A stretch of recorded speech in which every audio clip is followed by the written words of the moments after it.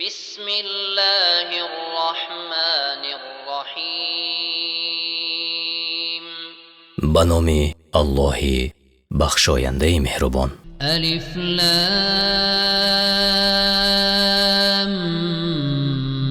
میم. الف لام میم. تنزيل الكتاب لا ريب فيه من رب العالمين. نازل شدن این کتاب در آن هیچ شک نیست، از جانب پروردگار جهانیان است. ام یقولون افتراه بل هو الحق من ربك لتنذر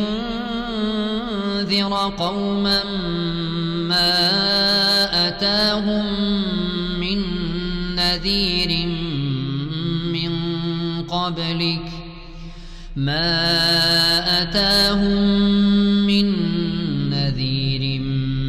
من قبلك لعلهم يهتدون. آیا میگویند دروغ است که خود به هم بافته؟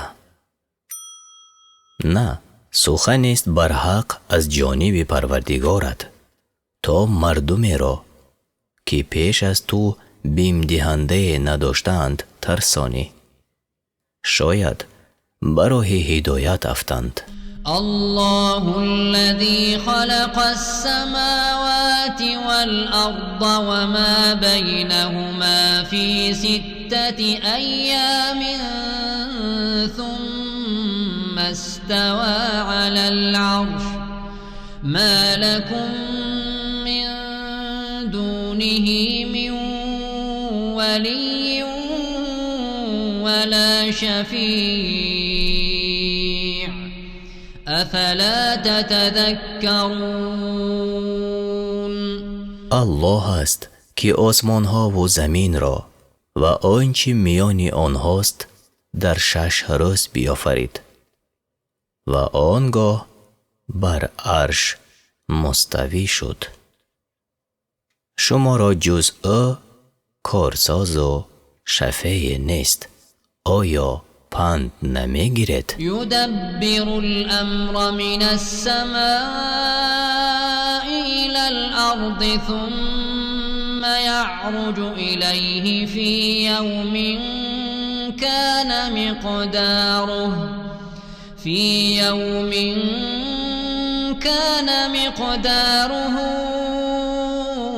1000 سنة مما تعدون. کار را از آسمان تا زمین سامان می دهد، سپس در روزی که مقدار آن 1000 سال است چنان که می شمارد به سوی او بالا می رود. ذلك عالم الغیب والشهادة العزیز الرحیم.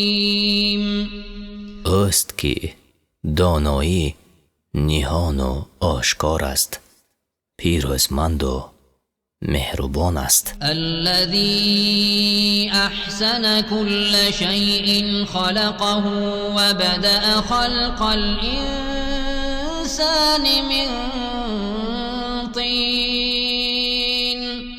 آن که هر چی را آفرید به نیکوترین وجه آفرید و خلقت انسان را از گل آغاز کرد. ثم جعل نسله من سلالة من ماء مهین. سپس نسل او را از عصاره یعنی شیره آب بیقدر یعنی نطفه پدید آورد. ثم سواه ونفخ فيه من روحه وجعل لكم السمع والأبصار والأفئدة قليلا ما تشكرون. آنگاه اعضای او راست کرد و از روح خود در آن بدمید. و برایتان گوش و چشمها و دلها آفرید. چی اندک شکر میگوید. وقالوا أإذا ضللنا في الأرض أإنا لفي خلق جديد بل هم بلقاء ربهم كافرون. و گفتند آیا وقتی که در زمین ناپدید شویم آفرینشی تازه خواهیم یافت؟ آره، آنها به دیدار با پروردگارشان ایمان ندارند. قل يتوفاكم ملك الموت الذي وكل بكم ثم إلى ربكم ترجعون. بگو فرشته مرگ که موکل یعنی گماشته بر شماست شما را میراند، سپس به سوی پروردگارتان بازگردانیده می شود. ولو ترى إذ المجرمون ناكسوا رؤوسهم عند ربهم ربنا أبصرنا وسمعنا فارجعنا نعمل صالحا إنا موقنون. و تو را عجب است آنگاه که گناهکاران را در نزد پروردگارشان سرافکنده بینی که گویند ای پروردگاری ما دیدیم و شنیدیم، اکنون ما را بازگردان تا کار شایسته کنیم که اینک به یقین رسیده ایم. ولو شئنا لآتینا كل نفس هداها ولكن حق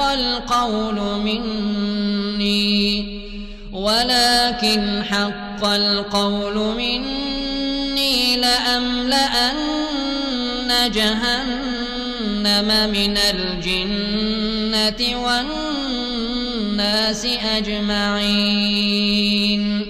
اگر می خواستیم هدایت هر کس را البته به او ارزانی می داشتیم، ولی وعده من که هر آینه جهنم را از همه جینیان و آدمیان پر می کنم حق است. فذوقوا بما نسيتم لقاء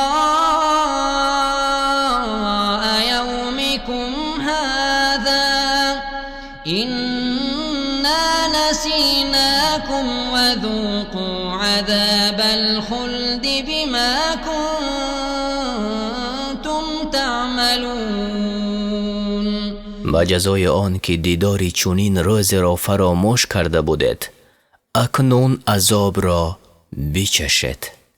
هر آینه ما نیز شما را از یاد برده ایم، به سزای کارهایی که می کردید عذاب جاوید را بچشید. انما یؤمن بآیاتنا الذین اذا ذکروا بها خروا سجدا وسبحوا بحمد ربهم وهم لا يستكبرون.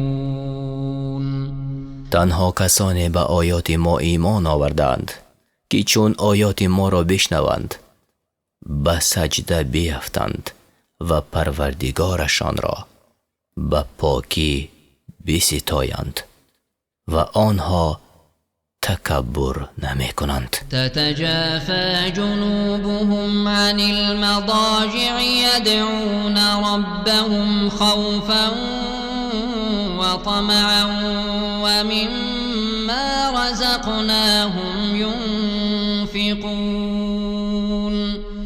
از بستر خواب پهلویشان دور می ماند، پروردگارشان را با بیم و امید التجا می کنند و از آنچه به آنها داده ایم صدقه می کنند. فلا تعلم نفس ما اخفی لهم من قرة اعین جزاء بما كانوا يعملون. و هیچ کس از آن مکافات از خوشی و خرسندی خبر ندارد که به پاداش کارهایی که میکرده برایشان پنهان کرده شده است. افمن كان مؤمنا كمن كان فاسقا لا يستوون. آیا آن کس که ایمان آورده مانند کسی است که فسق می‌ورزد؟ برابر نیستند. اما الذين آمنوا وعملوا الصالحات فلهم جنات المأوى نزلا بما كانوا يعملون. اما آنان که ایمان آوردند و کارهای شایسته کردند به جزای نیک اعمالی که میکردند برایشان منزلگاه در باغ‌های بهشت می باشد. و اما الذین فسقوا فمأواهم النار كلما ارادوا ان يخرجوا منها اعيدوا فيها وقيل لهم ذوقوا عذاب النار الذي كنتم به تكذبون. و اما فاسقان منزلگاهشان آتش است. هرگاه که بخواهند از آن بیرون آیند بار دیگر آنها را به درون آتش بازگردانند و بگویندشان بچشید عذاب آتش را که دروغش میپنداشتید. ولنذیقنهم من العذاب الادنی دون العذاب الاکبر لعلهم یرجعون. و البته بچشانیم آنها را از عذاب نزدیک یعنی در دنیا پیش از عذاب بزرگ یعنی در آخرت شاید آنها برمیگردند، یعنی به سبب مصیبت ها و ناکامی ها و بیماری ها که بندگان با آنها آزموده می شوند تا که توبه کنند. و من اظلم ممن ذکر بآیات ربه ثم اعرض عنها إنا من المجرمين منتقمون. کیست ستمکارتر از آن کسی که او را به آیات پروردگارش پند دهند ولی روی گرداند؟ ما هر آینه از گناهکاران انتقام میگیریم. ولقد آتینا موسی الكتاب فلا تكن في مرية من لقائه وجعلناه هدى لبني اسرائیل.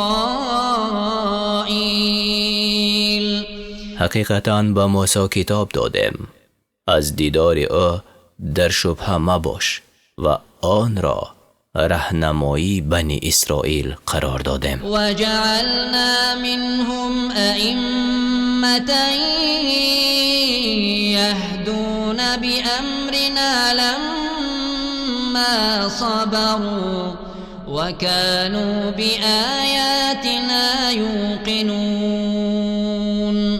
از میان آن قوم پیشوایان پدید آوردیم که چون صبر پیشه کردند و به آیات ما یقین داشتند با فرمان ما به هدایت مردم پرداختند. این ربک هو یفصل بینهم یوم القیامة فیما كانوا فیه یختلفون. البته پروردگاری تو در روز قیامت در آنچه اختلاف میکردند میانشان داوری خواهد کرد. اولم یهد لهم کم اهلکنا من قبلهم من القرون یمشون فی مساکنهم إن في ذلك لآيات أفلا يسمعون. آیا این همه مردمی را که پیش از آنها هلاک کردیم و اکنون اینها در خانه هایشان راه می روند سبب هدایتشان نشد؟ البته در این هر آینه عبرت هاست، چرا نمیشنوند؟